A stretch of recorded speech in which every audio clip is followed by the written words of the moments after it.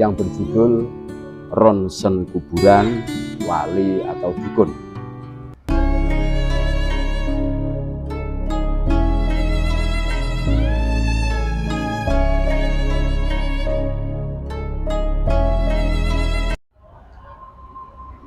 Assalamualaikum warahmatullahi wabarakatuh. Saudara-saudaraku sebangsa setanah air, dimanapun Anda berada, berjumpa kembali dengan kami channel Bejo Boyo Akhirat.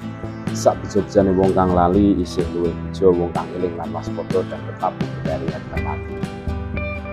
Ini ada tulisan terbaru dari Kiai Haji Madudin Usman Al-Bantani yang berjudul Ronsen Kuburan Wali atau Dukun. Berdusta bermimpi sesuatu, padahal ia tidak bermimpi sesuatu itu. Lebih besar dosanya daripada berdusta biasa.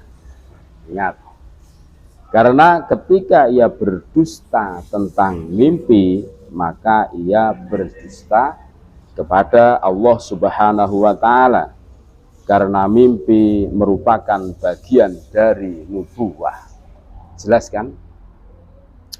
Begitu pula jika seseorang mengatakan bahwa ia dapat melihat sesuatu yang tidak dapat dilihat orang lain, padahal ia tidak melihat apapun, alias dusta, alias bohong, maka yang demikian itu merupakan kedustaan yang paling besar di sisi Allah Subhanahu wa Ta'ala.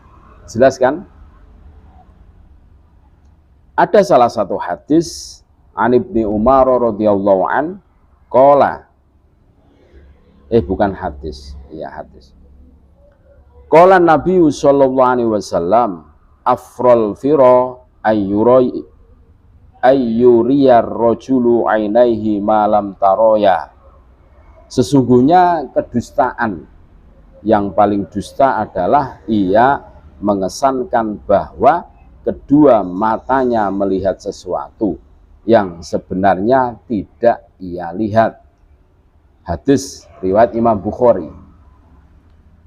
Banyak dukun yang mengaku dapat meronsen sebuah kuburan leluhurnya yang telah dimakamkan ratusan tahun yang lalu.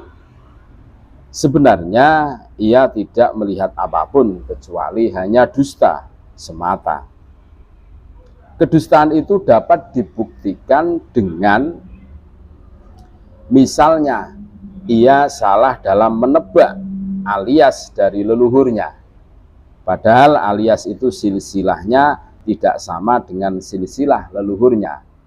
Misalnya lagi ia menebak suatu kuburan yang katanya itu kuburan leluhurnya dengan alias dari nama tokoh tertentu di suatu kota, padahal tokoh itu makamnya sudah ada di kota yang lain. Di zaman sekarang banyak dukun yang ingin manusia percaya bahwa ia ahli sufi dan ahli thariqah. Ia ingin orang percaya dirinya telah mencapai derajat kewalian, padahal ia hanya seorang dukun yang dalam jiwanya hanya ada nafsu duniawi dan kemasyhuran. Ia tidak menjalankan hidup seperti ulama pewaris Nabi Muhammad SAW. Ia tidak mengajar santri, ia tidak membimbing orang awam dalam pengajian praktek ibadah. Ia hanya membentuk jamaah spiritual yang diberikan ceramah-ceramah berupa cerita-cerita dan dongeng-dongeng para wali, seraya mengesankan pada jamaahnya bahwa ia telah mencapai derajat seperti wali yang ia ceritakan. Biasanya ia menjaga sikap wibawa dengan penampilan yang membuat kesan khusus kepada jamaah.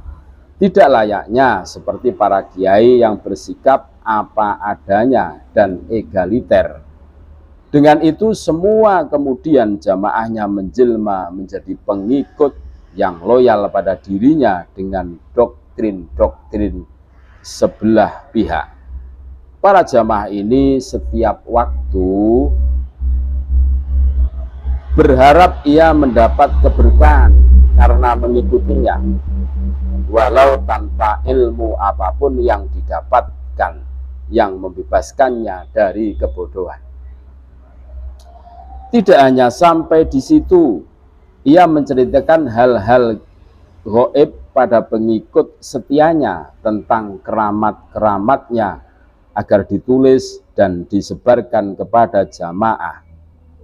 Cerita-cerita dusta sang dukun itu pun kemudian dikemas menjadi konten di media sosial.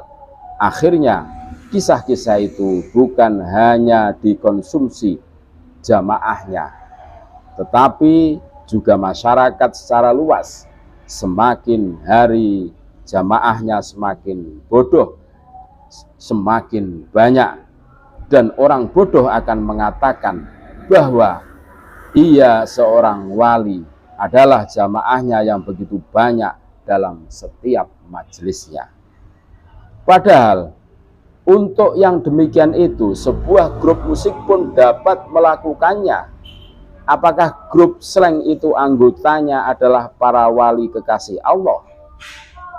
Hanya karena setiap mereka pentas, penonton dan muhibinnya ribuan. Lihat kaum Yahudi bagaimana diridhoi Allah Subhanahu wa Ta'ala. Tidak, saudara, tidak.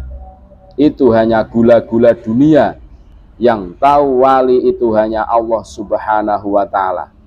Orang lain menyebut wali itu hanya husnudun saja, atau malah kesalahan semata. Hakikatnya bisa jadi malah ia adalah musuh Allah Subhanahu wa Ta'ala. Apalagi jika tirai kedustaannya telah tersibak menjadi nyata. Ada ciri-ciri kewalian yang diberitakan Al-Quran yang bisa dirasakan oleh seseorang, dan itu yang tahu hanya dia dan Allah, yaitu ketika dalam setiap usaha yang kita lakukan selalu berniat baik kepada semua orang, dan dalam menjalankan kebaikan itu ia tidak ada rasa takut dan sedih, tidak takut ke depan akan ada resiko dalam memperjuangkan kebaikan dan kebenaran, tidak sedih akan yang telah menimpanya dari perjuangan itu. Itulah ciri kewalian utama. Jika dalam gerakmu selalu berniat baik, tiada rasa takut dan sedih, ketahuilah engkau telah memiliki ciri utama dari seorang wali. Inilah yang diberitakan Al-Quran tentang ciri kewalian. Ciri wali yang lain yang diberitakan Al-Quran adalah ia selalu memasrahkan urusan kepada Allah Subhanahu wa Ta'ala. Dalam suka dan duka, dalam manis dan getir, ia pasrahkan segalanya kepada Allah. Ia memohon petunjuk kepadanya, sehingga hatinya tidak akan mudah terpengaruh kamuflase Dajjal dan pasukannya dalam menipu umat manusia. Kebaikan palsu yang diklaimkan Dajjal akan mudah kau tolak. Kebenaran yang hakiki walau tersembunyi dalam celah yang curam sulit ditemui orang lain.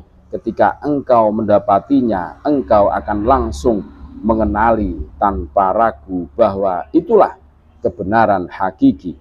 Kebenaran yang hakiki itu datang dari Tuhanmu, maka jangan engkau termasuk orang-orang yang ragu. Terima kasih, tetap NKRI harga mati. Assalamualaikum warahmatullahi wabarakatuh.